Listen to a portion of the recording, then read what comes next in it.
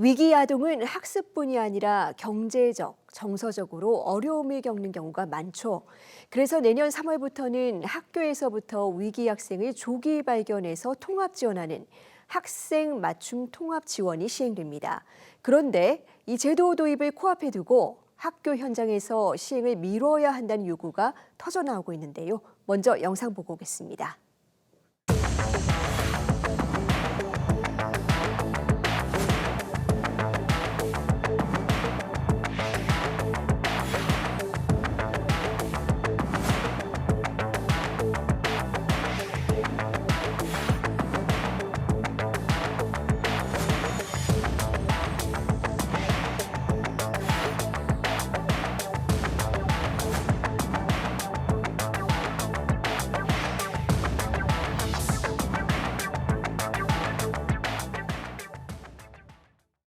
네, 제도의 취지는 살리면서 현장의 부담은 줄일 수 있는 대책이 있을지 짚어보겠습니다.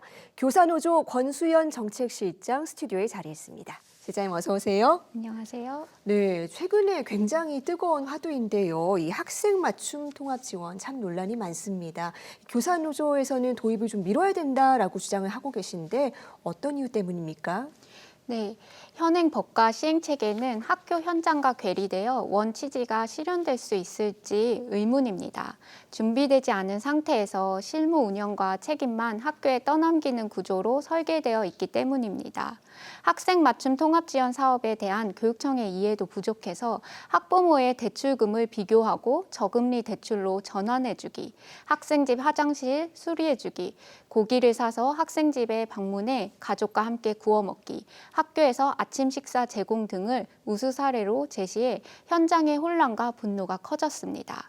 상급 기관의 업무 체계, 인력과 예산, 역할 분담이 전혀 정리되지 않은 상황에서 제도를 시행하면 현장은 혼란에 빠질 수밖에 없습니다. 그래서 교사노동조합 연맹은 법안 개정과 함께 사업 시행의 유예를 요구하고 있습니다. 네, 뭐 대출 상담해주고 뭐 고기도 구워주고 이런 게 뭐 가정에는 도움이 될 수가 있겠지만 학교가 이거 어떻게 다 하란 말이냐 뭐 이런 불만이 나올 법도 한데요. 어떤 게 가장 우려가 되십니까? 네, 학생 맞춤 통합 지원은 쉽게 말해 다문화, 복지, 기초학력, 정서행동위기 등 개별적으로 진행된 사업을 하나로 합치고 학생의 특성에 맞추어 필요하다면 소아정신과 전문의와 같은 지역 전문 인력과 연계하여 필요한 지원을 진행하자는 것입니다. 그러려면 일단 교육청과 교육지원청의 직제나 업무 체계부터 정돈되어야 합니다. 그런데 현재 교육청과 교육지원청의 조직 개편은 서울을 제외하고 거의 이루어지지 않고 있습니다. 이로 인해 서울외 지역에서는 기존 부서의 학생 맞춤 통합 지원 업무가 추가되는 형태가 될 것으로 예상됩니다. 정작 교육청에서 발신되는 공문들은 다문화 따로, 복지 따로, 기초학력 따로, 상담 따로, 학생 맞춤 통합 지원 사업 공문 따로 오게 생긴 상황입니다. 아무것도 통합되지 않은 상황에서 신사업만 추가되는 방식이라면 원래의 취지가 자체가 실현되지 않는 것입니다. 게다가 예산이나 인력 또한 하나도 정리되지 않은 상황입니다. 네, 어려운 학생을 복합적으로 통합 지원하자 뭐 이 취지에는 누구나 공감을 할 텐데 문제는 이 학교의 어떤 역량을 넘어서는 너무나 지나친 부담이 지워진다는 것일 겁니다. 그렇다면 이 통합 지원의 주체는 누가 되어야 된다고 보시는지요? 네, 현실적으로는 학교는 위기 학생을 발굴, 의뢰하는 일을, 지역교육청이나 지자체는 통합 지원을 운영 관리를 담당해야만 하는 구조입니다. 힘든 학생을 학교 안에서만 고민하고 지원할 게 아니라 지역사회가 함께 연계해 지원해야 합니다. 각 학교마다 지역사회 연계 네트워크를 구축하는 것은 비효율적이며 불가능합니다. 지원의 허브는 지역이 되어야 사업 운영이 가능합니다. 네, 이 제도 원래 취지가 이 교사만이 아니고 다양한 전문가가 좀 이렇게 연계해서 역할을 하자는 거였잖아요. 그렇다면 현장의 상담교사나 교육복지사, 지역사회 교육 전문가 충분한 상황일까요? 일단 하나 말씀드리자면 교육복지사와 지역사회 전문가는 거의 비슷한 직무를 합니다. 지역마다 명칭만 다른 것에 가깝고요. 제가 강조하고 싶은 학생 맞춤 통합 지원의 핵심은 지역과 학교 간의 연계라는 것입니다. 학교 밖 인프라가 어떤지부터 조금 말씀드리고 싶은데요. 네. 현재 우리나라는 지역별로 인프라 격차 문제가 매우 심각합니다. 수도권을 제외하면 도지역조차 소아정신과가 극히 드물고 읍면 지역은 소아정신과 전문의는 고사하고 소아과 전문의 자체가 없는 곳도 많습니다.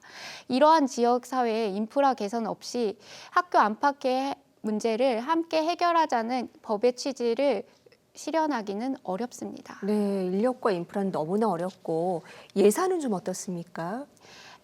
예산의 양만큼이나 중요한 것이 바로 배분 방식이라고 먼저 말씀드리고 싶습니다.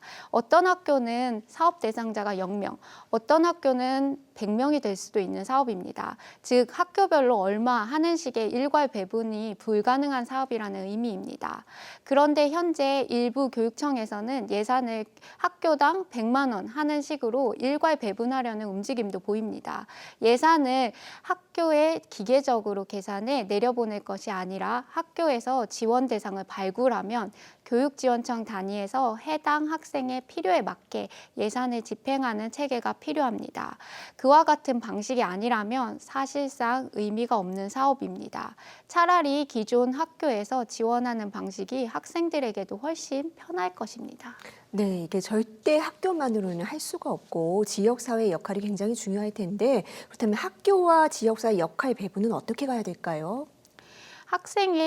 학생과 일상을 함께하며 어려운 점을 발굴하는 것 또한 굉장한 전문성이 필요한 일입니다. 학교는 발굴해, 지역사회와 네트워크 조성은 교육지원청이, 지원과 실행은 지역사회가 담당해야 합니다. 지금 제일 필요한 것은 교육지원청의 학생 맞춤 통합 지원 부서를 만들고 개원으로 윗센터, 다문화, 복지, 기초학력 담당자 등을 한 부서로 모으는 직제 개편입니다.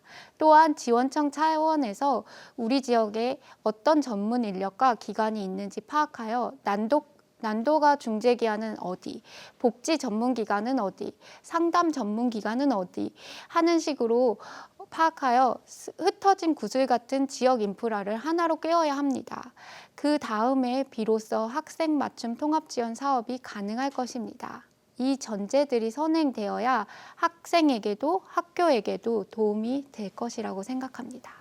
네, 위기 학생을 통합 지원하겠다는 취지는 너무 좋지만 세심한 준비가 아쉬운 상황인데요. 현장 선생님들 의견을 충분히 반영해서 제대로 보완이 이루어지길 바랍니다. 실장님 오늘 말씀 잘 들었습니다. 감사합니다. 감사합니다.